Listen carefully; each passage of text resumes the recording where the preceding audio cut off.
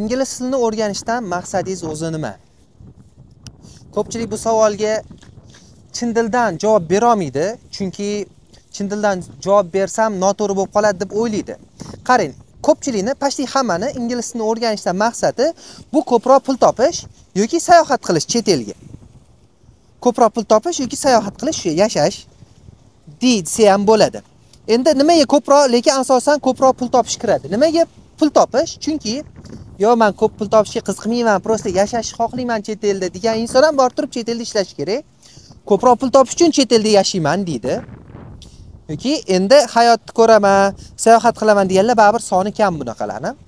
Shuning uchun yoki yana bitta odam ingliz tilini o'rganayotganda qiyin vaziyatdan chiqish uchun o'rganadi.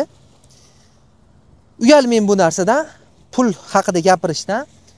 Ingliz tilini rostdan ham maqsadi butun dunyo ishlatgandan keyin ko'proq pul topish uchun o'rganiladi. Boshqa narsa kerak emas. Misol uchun mana Yevropa, Amerikada trak haydaydiganlar yoki boshqa yoqda ishlaydiganlar nimaga ingliz tili kerak bo'ladi ularga? Chunki o'sha davlatda ish qilishadi. Qanaqadir ish yoki biznes qilishadi. Shunga ingliz tili kerak. Maqsadingizni aniq qilib olavering. Men o'zimga bu narsani tan olish juda qiyin bo'lgan boshida. Nimaga o'z ingliz tilini o'rganaman derdim. Pul topish uchunmi derdim keyin. Pul topish uchun bo'lsa menga kerak emas bu degan xayollar ham o'tgan o'sha paytlar. Yo'q, bunaqa demeyin. Ingliz tilini asosan ko'p pul topish uchun o'rganamiz va ingliz tilini o'rganish qiyin, tegi qiyin.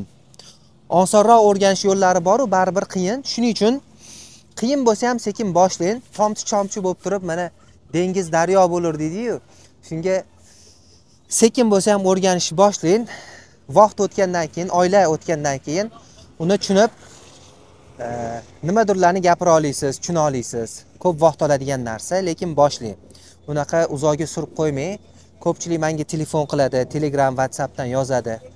1 yil, 2 yil, 3 yil, 4 yil, 5 yillab Amerika, Yevropa, Avstraliyada yurib ingliz tilini o'rganmayotganlar bor.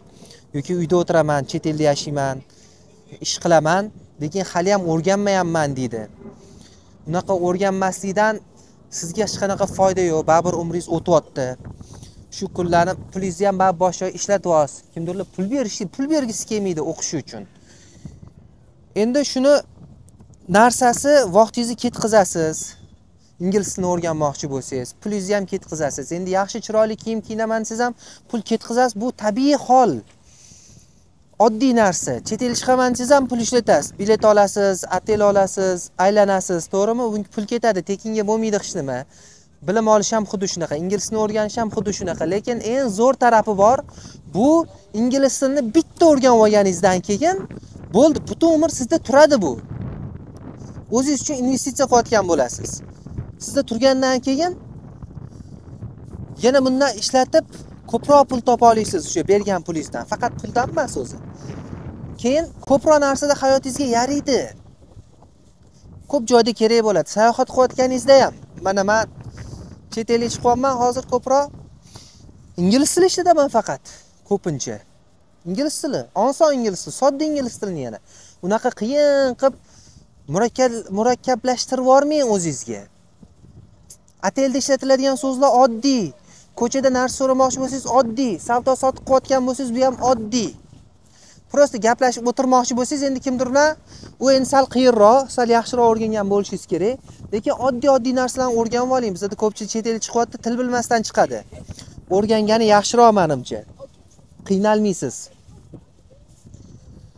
Shuning uchun ingliz tilida foyda ko'p. Bir marta mayli 1 yil, 1,5 yil vaqtingiz ketadi, pulingiz ketadi mayli, lekin o'rganib oling.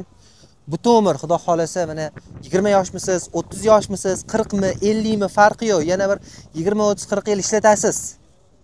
1 yil, 1,5 yil qiynalasiz. Hali hayot oldinda, xudo xolasa.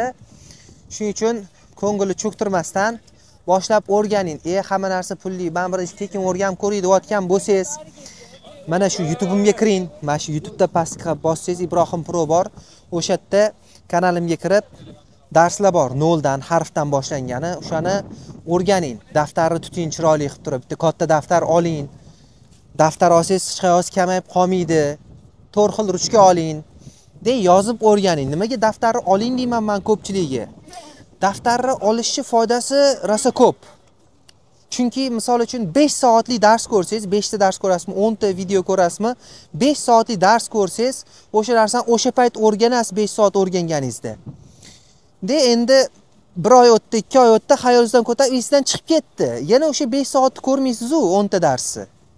Boshdan ko'rmaslik uchun, shuning uchun daftar olib turib, nimani o'tgan bo'lsangiz oxirigacha ko'rib olasiz oldin.